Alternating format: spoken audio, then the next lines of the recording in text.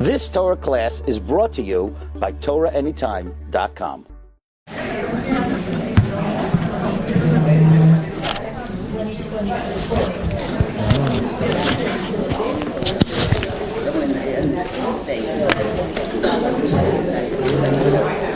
Am I announcing this?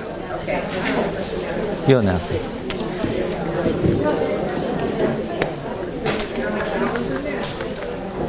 Okay, good afternoon, everyone. Shalom Aleichem, welcome. On the flyer, it says today's subject is preparing for the 3 weeks. But who looks at flyers anyway? So we're going to speak about something else entirely. But the only way to properly prepare for the 3 weeks is to hear this shiur. The reason is because Rosh Chodesh coming out, Parshas Korach, you can't miss this. Okay? So this is an executive last-second switch, but you're going to be very excited when you hear the subject matter today. I want to talk about the story of Korach. What exactly was Korach thinking? And the episode of Korach is specifically connected to Rosh Chodesh. And that is because the Gemara tells us in Masechta Baba Basra about the adventures of Rabbi Bar Chana. Rabbi Bar Chana had many exciting adventures. And the Gemara tells us, if you look at number 4, that a certain Taya, a certain Arab, told Rabbi Bar Chana, would you like to see the place in the ground where Korach was swallowed? He said, sure. And by the way, I'm going to be leading a trip to the desert where Korach was swallowed. No, just joking. But maybe next year. But anyway, the Arab said, would you like to see? Sa'achvi lecha blui de Korach. I'm going to show you where Korach was swallowed. Chazoi trei bizei v'havikamafki kitra. He saw 2 clefts in the desert that were emanating smoke. So the Arab, shakal givava da amra, he took shearings of wool, v'amshina b'maya. He soaked the wool in water. He then took a stick, he took a spear, he stuck the spear with the wool into the ground, and he pulled it out and it was barbecued. Like we say, al ho'esh, it was singed. So he said that's where Korach is. He's in the oven downstairs. Then the Arab said, listen carefully to what Korach is saying. Amar li atzis my shamad. Listen to what he's saying. V'shamit tahava amrin, Maisha, v'sayrasai emes, v'hein badan. Maisha is true. The Torah is true. And we're phonies. So Rabbi Chana said, how often does he say this? Amar li kol tlasin yomi, mahadiluhu gehenim lahacha.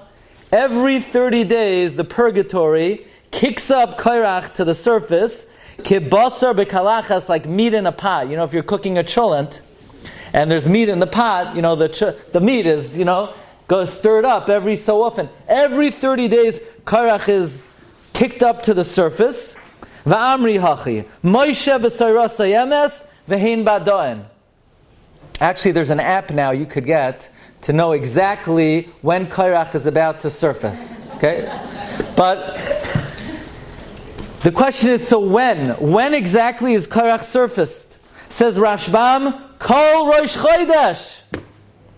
Every Rosh Chodesh, Korach kicks up to the ground.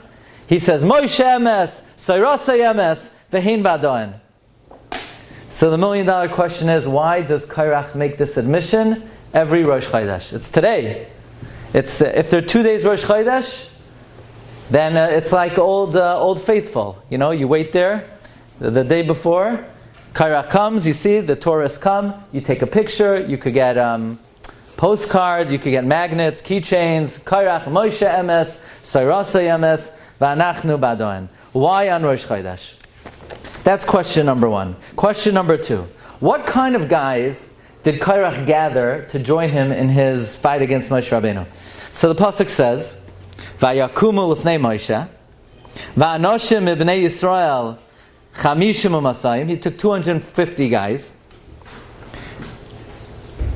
Nesiei Eda, princes, Kriyei Moyed, men of opportunity, Anshe Shem, people of renown. Says the Gemara, what does this mean exactly? Says the Gemara, Nesi'ei Eda miyuchadim shebe'eda, the most distinguished individuals in the Jewish people. Kriyei Moyed, shahayu yoidim la'aber shanim, v'lekbaya chadashim. They knew how to make an Iber month. You know, in the Jewish calendar, some months are 29 days, some months are 30 days. How do you intercalate? How do you determine that? It requires a very specific type of Torah knowledge. So these Talmidei Chachamim who joined Korach, they knew how to intercalate the calendar. And what does it mean, Anshe Shem? Shahayu lahem Shem b'chol ha'olam. They were world famous. So the question is, I understand why Korach is taking prominent people, because that would add to his argument. Meaning, if he could show Maisha that it's not just my opinion, but even the very prominent people agree with me, so that would substantiate Korach's argument. I understand why Korach took famous people. Again, that would lend credence to what he was trying to accomplish. But why would Korach specifically get Talmidei Chachamim who knew how to intercalate the Jewish calendar? I mean, there are a lot of specialties in Halacha. You know, you have some rabbis, they specialize in Daled Minim. That's their thing. Ask them a question about Basar v'Chalav, they don't know nothing. But they know Esrog, they know a Lulav. That's one type of Chelek in Torah. Some Rabbanim specialize in Arachayim, some in Yoredeya, some in marriage, some in monetary law. So Korach could have gotten any type of Talmid Chacham. Why specifically is Korach getting Talmidei Chachamim who knew how to intercalate the calendar? But here's the real question.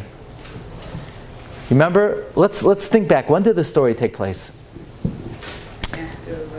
This is after the Torah was given. Where was Korach at the time of Kabbalas HaTorah? He was there with the rest of the Jewish people. Now Hashem tells Maisha, you come up to the mountain, and I'm going to speak to you face to face, and all the Jewish people will see that I'm talking to you, so that in you they will believe in ever. Ba'av because of this, Hashem tells Maisha, Hineni ba'elecha ba'av he'anan, v'gam b'cha ya'aminu la'olam. They're going to believe in you forever. So Korach had front row seats. Korach was sitting there at Sinai. He sees Moshe Rabbeinu going up the mountain. He sees heaven come down onto the mountain. He sees the Almighty talk to Moshe Rabbeinu. So what is this man thinking? How could he start such an argument? Korach was a pikeach, he was a smart man. How does he have the foolishness, the audacity, the stupidity to start up with Moshe Rabbeinu? Furthermore, he's challenging the selection of Aaron HaKohen. You remember what happened? For the 7 days of the construction of the Mishkan, Maisha puts up the Mishkan every day he's putting up the Mishkan. And every day Klal Yisrael is surrounding, and they're looking up to the sky to see if the Shekhinah is coming down. Shekhinah doesn't come down. So Moshe says, Hashem, this is embarrassing. You tell me to put up the Mishkan, but you ain't coming. So Hashem says, no, that's because we need Aaron HaKohen to come and do the Avodah. So everyone, Aaron HaKohen comes, everyone's watching. Aaron walks into the Mishkan. He walks into the Mishkan. He brings his karban. Vayera kivod Hashem ala Mishkan. The Shekhinah comes down. And Korach is challenging the selection of Aaron HaKohen. I mean, 3 million people saw that Moshe Rabbeinu himself couldn't bring down the Shekhinah, and Aaron brings down the Shekhinah, and Korach is challenging the appointment of Moshe Rabbeinu? Okay, good, you're listening. Of Aaron. It's a very interesting Gemara. The Gemara tells us in Masechta Sanhedrin, on a pasuk in Chavakuk, Shemesh Yareach Amad Zevula. The sun and the moon stopped. Says the Gemara, what does this mean? That Ribono Shel Olam, the sun and the moon says to HaKadosh Baruch Hu, if you don't stand up for Moshe Rabbeinu against Korach, that's it, we quit. We're not shining, we're not rising, we're not setting. We're done, Ribono Shel Olam. The sun and the moon committed to take a strike. that if the Almighty does not stand up for Moshe Rabbeinu and kill Korach, they're done. There's no day, there's no night, there's no summer, there's no winter. Isn't that odd that the sun and the moon should take up the cause of Moshe Rabbeinu? Why is the sun and the moon interested in taking up the cause of Moshe Rabbeinu? By the sin of the Meraglim, did the sun and the moon say, if you don't kill these Meraglim, we're not going to shine, we're not going to stand, we're not going to rise, we're not going to set? The sun and the moon never said they're going to stand up against the Meraglim. By the Mesoinanim, by the Egel, the Jews are worshipping the golden calf. Did the sun and the moon say, if you don't wipe out the perpetrators, we're done, we're going on, we're retiring early? Why does the sun and the moon feel a need to stand up to Moshe Rabbeinu in the battle against Korach? So these are some of the questions, and most importantly, what was Korach's punishment? He was eaten. He was eaten by the earth. He was swallowed alive. Why? Not so many people have that fate. There are not that many sinners in the Chumash that the earth opens up its mouth and swallows them. Why was that the fate of Korach? So, I want to share with you an amazing insight. It's based on a pasuk in the end of the Parsha. Moshe Rabbeinu tells Korach, Perak Tezayin pasuk Chavches, Vayomer Moshe, Bezois Teidon. With this you will know, Ki Hashem Shalachani, that God sent me, La'asois Kol Hamasim Ha'ila, to do everything that I said. So listen carefully. Bezois Teidon. With this you will know, Ki Hashem Shalachani, that Hashem sent me. This will prove Hashem sent me. And then Moshe adds, Ki loy mi libi. It was not my idea. He just said that. He says, this should prove that God sent me. What's he adding by saying, Ki loy mi libi? It's not my idea. Did you know there are 3 things that Moshe Rabbeinu did that Hashem never told him to do? But after he did them, Hashem said, Yashikaya, Yafeh, Ken? Good job. Shkoyach. Attaboy. Good going, right? Not every one of those expressions, more Yashikayach. First of all, Maisha comes down, he sees the Jewish people worshipping the golden calf. What does he do? He takes the luchais, he shatters the luchais. Did Hashem tell him to shatter the luchais? Moshe Rabbeinu has the right. God just gave him the luchas from Shemayim. Moshe has the right to break them. He broke them. And Hashem said, Asher shibarta, Yasher kaichacha sheshibarta. Good job. What else did Moshe Rabbeinu do on his own? Rebbeinu Shalom said, I want to give you the Torah on the 50th day after you leave Egypt. So we count Sfira. Day 1, day 2, day 3, day 49. Day 50, Rebbeinu Shalom says, okay, I'm ready to come. Moshe said, no, we're not ready. Tomorrow. Hashem said, what do you mean? The whole creation has been waiting for this day. Tomorrow. Moshe said, tomorrow. We're not ready. We don't want it today. So Hashem said, okay, you're right. Let's wait one more day. The Torah was given on the 51st day of the Omer. That's why the first 2 letters of the Aseret Revoice, Aleph Nun, 51. What's the third thing Moshe Rabbeinu did on his own? Moshe separated from his wife. You know that. Moshe separated from Tzipora. Did he do the right thing? After Kabbalas HaTorah, now the truth is, at Kabbalas HaTorah, all the men separated from their wives. They had to be in a state of purity. After the Torah was given, the pasuk says, Leich emar lahem, go tell the Jews, Shuvu lachem lo yalechem, go back to your tent. Meaning, husband and wife back together again. But then Hashem says, Moshe, Vi'ata, but you, Pai, Amoidi Madi, you stay with me. So Hashem said, you're right.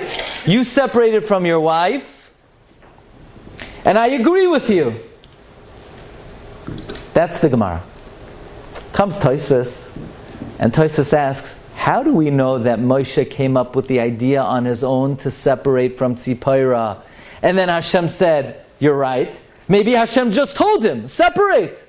How do we know Moshe came up with the idea first, and then the Almighty gave it a haskama, maybe Hashem just told him to do it in the first place. Says Tosfos, he had to have come up with that idea on his own. Because, do you remember in last week, B'Haloischa, Miriam speaks Lashon Hara about Maisha. What was the Lashon Hara that Miriam said about Maisha? Miriam says about Maisha, who does my brother think he is? He's some farfrumt. I'm also a Navi. And did I separate from my spouse? Avram Avinu, he's also a pretty big tzaddik. He never separated from Sarah. Yitzchak never separated from Rivka. Yaakov had 4 wives. He never separated from any of them. So who does Maisha think he is? That's the Lashon Hara of Miriam. If Hashem told Maisha to do it, why would Miriam ever have spoken Lashon Hara? It must be that Maisha did it on his own. Got it? You got the story? Meaning if Miriam spoke Lashon Hara and it's reckoned Lashon Hara, then it must be that it was Moshe's idea. Yeah, but ask Tosfos, but why would Miriam speak Lashon Hara if after Moshe came up with the idea, Hashem said, you're right. So what was Miriam thinking? Okay, you get the question? Question is, Miriam speaks Lashon Hara about Moshe. Here, Lashon Hara is, who does Moshe think he is to separate from Tzipora? I'm also a Navi. I never separated from my husband. So who does Moshe think he is? Miriam, what are you doing? Don't you know that HaKadosh Baruch Hu told Moshe after Har Sinai to separate from Tzipora? I'm sure Miriam asked Moshe, hey, brother, what are you doing? What's going on? This doesn't look good for the family. And I'm sure Moshe said, Miriam, you might be my big sister, but the Almighty told me this is what I need to do. So why would Miriam speak Lashon about Moshe? You ready for this Tosfos? It was worthwhile to come to the Shiur to hear this Tosfos. Says Tosfos, Miriam says to Moshe Rabbeinu, I know Hashem told you to separate from Tzipora, but why do you think Hashem endorsed your decision to separate from Tzipora? Because you wanted to. And you're a tzaddik and a Talmid Chacham. And the Lord, the Almighty, Hashem, goes along with what you want, even though you're dead wrong. You hear what Tosfos is saying? That Miriam's Lashon Hara about Moshe was, I know Hashem said you're right. But Hashem said you're right because that's what you wanted. You didn't want the right thing. In other words, what's Miriam saying? Moshe Rabbeinu, you're abusing your koyach of being a Talmid Chacham. That means not every miracle that Hashem does for a tzaddik shows that tzaddik is right. The Gemara tells us a story about Rabbi Gamaliel. Rabbi Gamaliel used to have a policy that you have to be basically completely genuine to be allowed into the Beis Medrash. Remember this? Kol Talmud she'in toiche kabaroi al yikanes. Unless you're no hypocrites allowed. So like 1 out of 100 people were allowed into the Beis Medrash. And the rabbis had enough with Ram Gamliel. They demoted Ram Gamliel. They made who the Nasi? Rabbi Elazar ben Azariah. Remember the story? Rabbi Elazar ben Azariah becomes a Nasi. Okay, everyone piles into the Beis Medrash. I'll be available after the share. Okay, so the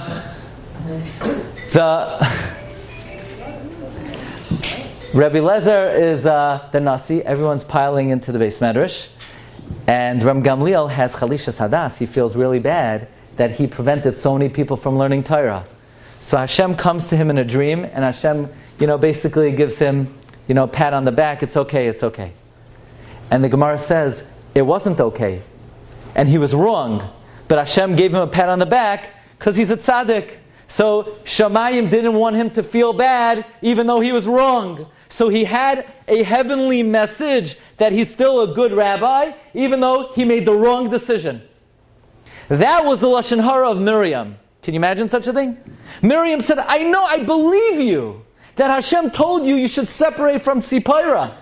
But the only reason Hashem said that is because you wanted it. And Hashem always leads a person in their desired path, right or wrong. Often people say, oh, they must be right. Look how much success they're having. No, success means nothing. Success means they really want to take that path. If you want to take that path, the Rebbeinu Shalom will lead you on that path. But it doesn't mean the Rebbeinu Shalom endorses that path. So comes Reb Yosef Tzvi Salant. Comes Reb Simcha Zisel Broida. And they say that this opens up for us a major vista in understanding the episode of Korach. Korach comes to Maisha. He says, Maisha, I don't understand. You know, my dad, Yitzhar, they're 4 brothers, the Bnei Kahas. Amram was the oldest. Yitzhar was the second. Could you explain something to me, Maisha, why your father, Amram, one kid is the leader of the Jewish people, and then your next brother is the Kohen Gadol, and then you gave to your cousin the Nasius, and you skipped over me? So Maisha says, what do you think happened over here? You think there's nepotism? You think I appointed Aaron on my own? You think I appointed Elitzaphan on my own? The Rebbeinu Shalom told me to appoint them. Korach said, I know, I was there at Har Sinai. I know you're the man, Moshe. I know Hashem speaks to you face to face. But I also know that whatever you ask him, he goes along with. So what I'm accusing you is that when you were on Har Sinai, you said, Rebbeinu Shalom, let's keep this inside family job. You know, I'll be the leader. I'll give my bro the Kahuna Gedola, and my cousin, my pal, I'll give him the Nasios. Hashem said, Maisha, whatever you want. Just ask, whatever you want. Tzadik goizer, v'Hashem mekayim. Korach wasn't saying Hashem didn't endorse. Korach was saying that the reason Hashem allowed Aaron's appointment is because you asked him. So Moshe Rabbeinu says, come on, you think I would ask Hashem? So listen to what Korach says. He says, Moshe, actually, I wouldn't accuse you of being so blatantly biased as to ask Hashem. But, Maisha, I know how much Hashem values you. Even if you wouldn't ask him explicitly, if you would just want Aaron to be the Kohen Gadol, then Tavas Libay Nasatalai. Hashem gives the righteous what they desire. You desired Aaron. You desired Elitzaphan. But if your heart would have been pure, you would have wanted me because I'm more fit for the job than your brother. That's the taina of Korach. Korach was saying Moshe Rabbeinu was abusing his koyach of being a tzaddik and a Talmid Chacham. And Korach therefore gathers together 250 men. You know what they specialize in? They specialize in being ma'aber the chaydash. Now, there's one area of halacha like this. What's the halacha if you have a question in halacha, right? Kosher or treif. And you Google the shaila. And the Google says you could eat it. And you eat it. And it turns out Google made a mistake. Are you a shoygig or a mazid? You're a mazid. Mazid. Don't ask Google shaila. They usually don't get the right answer. What if you ask Chat GPT? What's the halacha? And you follow them. Shoygig or mazid? You're a mazid. What if you ask, yeah, my son, he's learning in Koilel, I'm going to ask him the halacha. And he tells you something, but he doesn't have it right. Are you shoygig or mazid? You're a mazid. I know you love him. You're very proud of him. I know he spoke at his pre-1A graduation, but it doesn't mean he's a certified posek. What if you don't know a halacha, so you called your sister-in-law, and your sister-in-law, yeah, I once asked the Rav the shaila, and he told me X, Y, and Z, and she misremembered. You're shoygig or mazid? You're a mazid. You wouldn't ask any important question in that kind of fashion. You have to ask a certified posek. What's the halacha if you ask a certified posek and they make a mistake? You're shoygig. But you did an Aveira. You're a shoygeg. You need kapara. It might not be your fault. You're not amazing, but you're a shoygeg. They made a mistake. Let's say you ask the rabbi, kosher or treif, and they say kosher, but it was really treif. So you ate treif. You might have an excuse, but you ate treif. They're not going to change the reality. But there is an area in halacha where the rabbis, if they make a mistake unintentionally, then that's what the halacha is. If they make a mistake intentionally, that's also the halacha. And that is when it comes to Rosh Chodesh. By Rosh Chodesh it says, Atem, Atem, Atem. Atem afilu shogegim. Even if the rabbis make a mistake, they say, it's Rosh Chodesh, and it wasn't. Afilu mazidim. Even if they intentionally make a mistake. The Gemara tells us a famous story about Gamaliel, Rabbi Yeshua. They saw the moon. They thought they did. And then the next day they saw it new again. And Gamaliel proclaimed it Rosh Chodesh. Rabbi Yeshua said, no, it can't be Rosh Chodesh. Rosh Chodesh the next day. Gamaliel ordered Rabbi Yeshua to appear before him on the day that Rabbi Yeshua thought it was Yom HaKippurim. Rabbi Gamaliel commanded Rabbi Yeshua to violate Yom Kippur. And Rabbi Yeshua didn't know what to do, and he went to Rabbi Kiva. Rabbi Kiva said, it's not a problem. Rabbi Gamaliel's the Nasi. He paskins Yom Kippur is a different day. Even if it's wrong, in Shamayim, Yom Kippur follows what the rabbi says, even if the rabbi is wrong. What if the rabbi says, a Friday is Shabbos? So do you have to keep Shabbos on Friday? No. Let's say they make a mistake by day and night. Can day and night change? No. Day and night can't change. Months could change. Ibar Ashana could change. So Korach, in order to substantiate his claim that Moshe is abusing the power of the Rabbanos to manipulate the Almighty. You hear the claim of Korach? Korach is saying, Moshe, I know you're a tzaddik. You're a bigger tzaddik than me. You're a bigger Talmid Chacham than me. But you're abusing the power you have because what you want Hashem is going along with. But you're not wanting the right thing. You're wanting your brother, you should want me. And to prove that, Korach brings with him 250 men who knew how to be ma'aber the Chodesh. Because these guys, in their line of business, whatever they say, they force the hand of Shamayim, that if they say this is Rosh Chodesh, it's Rosh Chodesh even if it's not. If they say it's not Rosh Chodesh, it's not Rosh Chodesh even if it is. What Korach was trying to say is, the same way these 250 guys could twist the arm of the Almighty, that's what you're doing, Maisha. You're twisting Hashem's arm. How?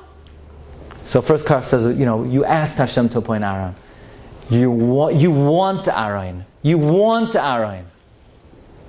The same way Miriam, her Lashon Hara was, Maisha, I know Hashem agreed you should separate from your spouse, but he only agreed because you wanted it, but really you should not have wanted it. So Korach says, I know you want Aaron, but why do you want Aaron? You have a bias. So what does Maisha say back to Korach? Boiker, v'yoida, boiker. What does Rashi say? Rashi says there are gevulos yesh ba'olam. There are borders in this world. The same way day can't be night and night can't be day, you can't be the kohen and the Leviah can't go to a non-Levi. Why is Moshe Rabbeinu using the analogy of boiker, day and night? What he was telling to Korach was, bad example. My appointment of Aaron is not like chadashim. It's like day and night.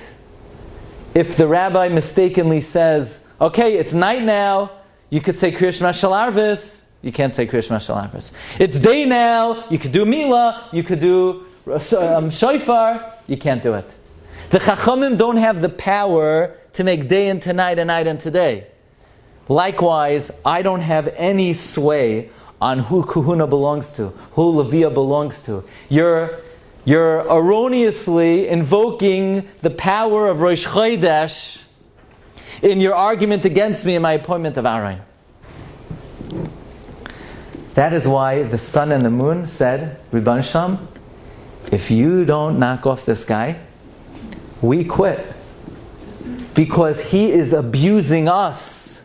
Korach is summoning the sun and the moon as evidence that the Chachamim have the koyach to sort of come up with a decision and force the hand of Shamayim. So by every other sin of the Jewish people, the sun and the moon never wanted to get involved. It's not their geshen, not their business. Why are they mixing in with the sins of the Meraglim, or the sin of the Egel? But in this situation, Korach is marshalling the sun and the moon to prove the Chachamim can make a decision and force the hand of Shamayim. So the sun and the moon said, if this guy is going to abuse us, we're done, we're finished.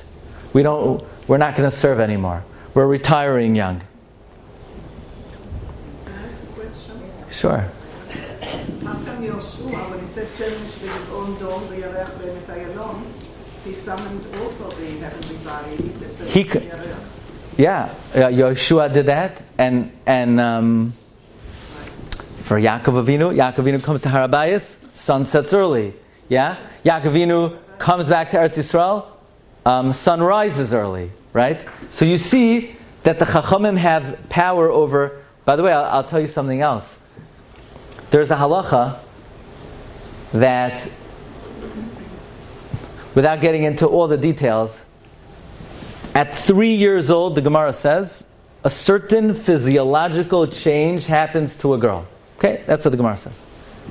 What if a girl is 2 years and 11 months, and they're about to turn 3 years old, and the rabbis say, we should really make an Ibriyar. We're going to add a month. So then what? Then the physiological change doesn't happen? Correct, the Gemara says. By the Rabbanon coming and adding a month to the year, it will change the biology of a human being. And if let's say there is an Ibriyar, and they take it out, it changes it the other way. I mean, the Chachamim are given the capacity to change the calendar to the extent that they will change human phenomenon.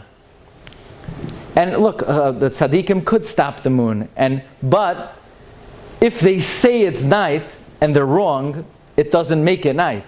In other words, in Halacha, they could perhaps make a miracle. They'll stop the sun, they'll stop the moon. But if they say erroneously, right now it's nighttime, or they say in the nighttime it's day, that doesn't change the reality. They can't change the reality of day and night. They could change the reality of the segment of the month. Let's talk about why Korach was swallowed by the ground. When Hashem offers the Torah to the Jewish people, what was the response of the Jewish people? Nasa v'nishma. But on the other hand, the Gemara tells us that Hashem suspended the mountain over our head like a barrel. He said, Kaf aleim har kegigas. He says, Im mikablim asat Torah mutav. If you accept the Torah, great. Ve'im lav sham teik v'ras. Otherwise, you're going to be swallowed by the ground. You're going to be crushed by the mountain.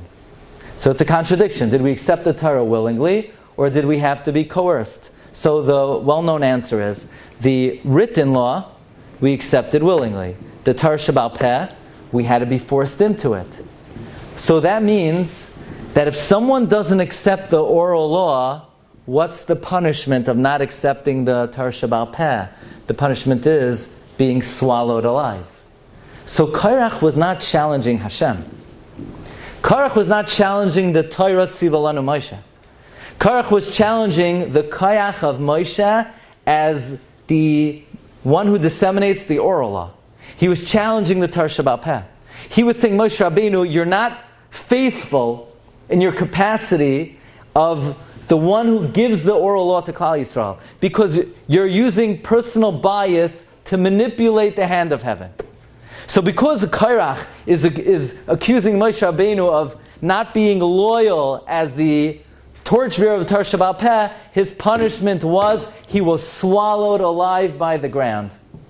Actually, the Gemara also says that anyone who is misatzel, anyone who's lazy in eulogizing a Talmid Chacham, ra'oi l'kavroi b'chayim, he is deserving of being buried alive. Why? Again, he's not showing the proper kavod to the Torah Sheba'al Peh, to the Chachmei Yisrael. The story goes, the Chassam Sofer used to go, after the Yom Nairam, he would go to the mineral baths in Carlsbad, Marienbad, Pechani. Even till today, the Skver Rebbe goes there. they have certain mineral baths that are good for arthritis.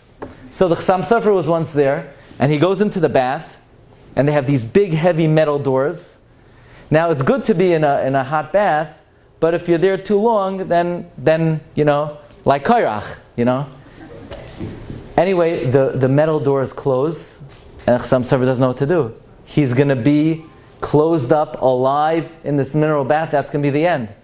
Chassam Sofer quickly thinks to himself, why am I being buried alive? Chazal say, anyone who is lazy to eulogize a Talmid Chacham should be buried alive. Chassam Sofer says, was there any Talmid Chacham that I didn't eulogize properly? He says, no, but it must be, there is a Talmid Chacham somewhere that I need to eulogize. He was makabel. As soon as he gets out, he'll be masbid the Talmid Chacham. He comes out, he hears word, Rav David Deitch passed away. Chassam Sofer went to be masbid him. This is what happened to Korach. He's challenging Moshe Rabbeinu's capacity of the giver of the Torah Shabbat P'et Klal Yisrael. What's Korach's proof? How do we know the Chachamim have the ability to make a mistake and to use bias, and Shamayim will go along with it? What's the proof? What's calendar date proves that You've just experienced another Torah class brought to you by TorahAnytime.com.